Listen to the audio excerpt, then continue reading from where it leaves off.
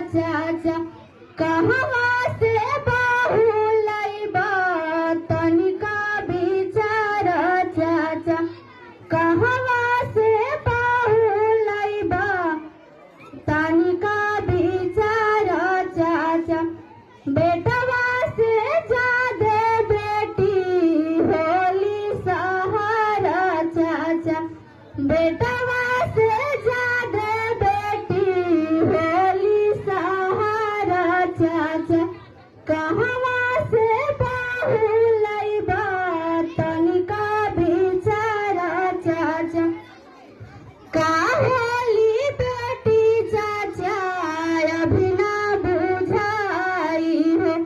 दुखवा में सबसे पहले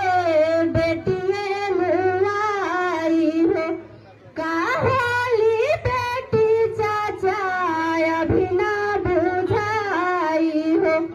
दुखवा में सबसे पहले बेटिए मुआई हो बेटिए ता दोनों कुल के